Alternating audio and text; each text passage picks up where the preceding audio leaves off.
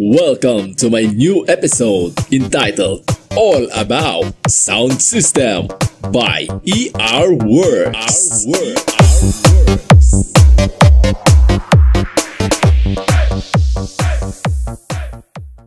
At ang topic natin ngayon ay speaker connection ohms computation. Explain ko na maigi kung paano i-compute ang ohms o impedance ng speaker sa iba't ibang koneksyon.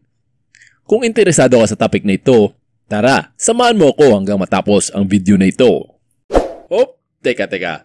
Bago tayo magsimula, siguraduhin muna na nakasubscribe ka na at nakahit na ang notification bell para updated ka sa mga bagong upload.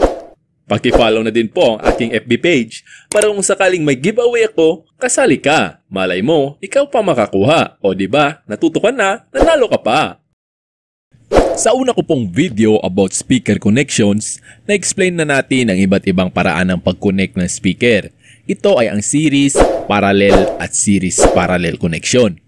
Ngayon, i-explain ko po ng maigi ang pag-compute sa ohms or impedance sa bawat connection na ito para mas maliwanagan po ang lahat. At kung di mo pa pala napapanood ang video ko na ito, pakipanood po muna. At kung napanood mo na, simulan na tayo sa series connection. Meron tayong sample dito na dalawang 8 ohms na speaker. Ngayon, paano kunin ang total impedance ng dalawang speaker pag naka-series? Simple lang. Pag series connection, add lang po ang ohms o impedance. Pag dalawang 8 ohms, i-add lang po natin ito. Magiging 16 ohms. Pag dalawang 4 ohms naman po, magiging 8 ohms. Ganun lang kasimple. Basta pag ang speaker na pareho ang impedance at naka-series connection, add lang po ito para makuha yung total impedance. Ito lang po ang dapat nating tandaan.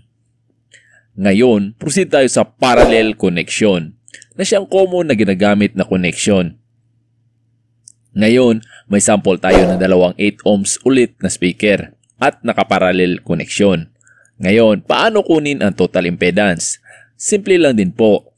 Pag dalawang 8 ohms po ay nakaparallel, ang pag-solve po dyan ay 8 ohms.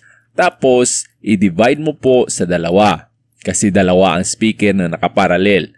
Ang magiging total ay 4 ohms. Pag dalawang 4 ohms naman po na speaker nakaparallel, i-divide mo din sa dalawa. Ang magiging total naman ay 2 ohms. Ngayon, pag naging tatlo naman ang speaker, ilan ang magiging total? Ganito po pag-solve. Pag tatlong 8 ohms, divide mo rin sa tatlo, which is magiging 2.66 ohms. Kung apat naman po, divide mo rin yung 8 ohms sa apat, which is magiging 2 ohms.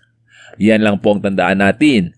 Pag parallel ang magkaparehong speaker, i-divide mo lang yung ohms or impedance niya kung ilan yung speaker na nakaparallel. Kung isa man ito, dalawa, tatlo, apat, or ilan pa. Break time muna mga insan! Mag-promote lang ako ng business. Brand new equipments at accessories ba ang hanap mo? Meron kami yan. Good quality na, presyong kaibigan pa. Bumibili at nagbebenta din kami ng mga lumang gamit at electronics gadget. Baka may pinaglumaan kayo dyan at mga sirang kagamitan. Binibili din po namin yan. Sira ba amp o speaker mo? Nag-ayos kami yan at kahit iba pang kagamitan. Basta makaya ng aking kapangyarihan. Hanap mo ba ay box na mura at tested na? Meron din kami yan.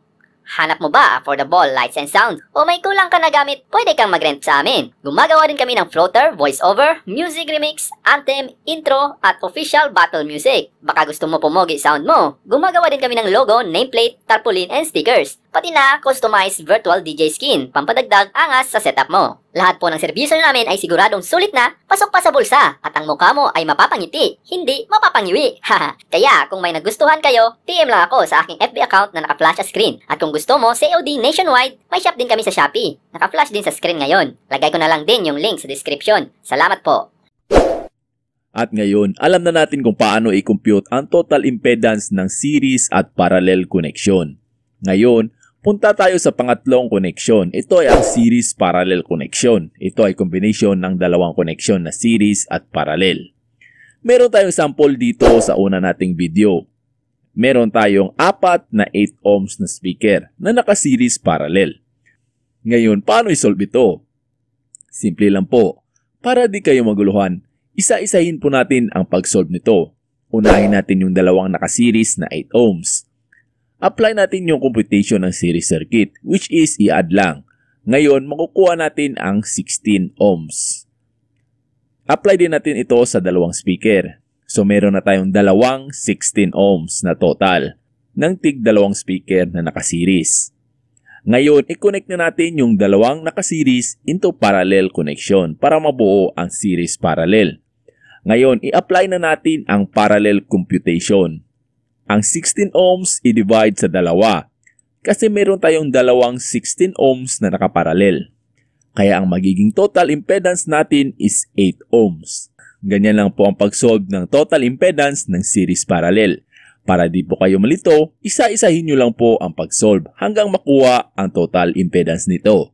Ito po yung diskarte ng ilan para makapag-load sila ng maraming speaker. Basta ang final impedance ay mag-match sa kayang i-load ng amplifier mo. At ngayon, punta na tayo sa mga shoutouts. Shoutout po kay Sir LJ Mix Pro. Shoutout din kay Sir Patrick Pelin. Shoutout din kay Sir Darwin Bacurayo. Shoutout din kay Sir Cry 1897. Sa mga nagpapa-shoutout dati, pasensya na po, di ko na makita yung mga comments nyo. Kasi limited lang ang aking internet connection. Bawi na lang po ako sa susunod. Maraming salamat po. At sa mga nag-aantay ng live at actual tutorials at demo ko, konting antay na lang po. By April or May, meron na tayo niyan. At ipapakita ko sa inyo ang aking munting laruan at setup. Nasa karagatan pa po kasi ako ngayon naglalakbay. At hanggang dyan na lang po muna ang ating video sa ngayon. Sana natuto na kayo sa pag-compute ng total impedance sa iba't ibang paraan ng pag-connect ng speaker.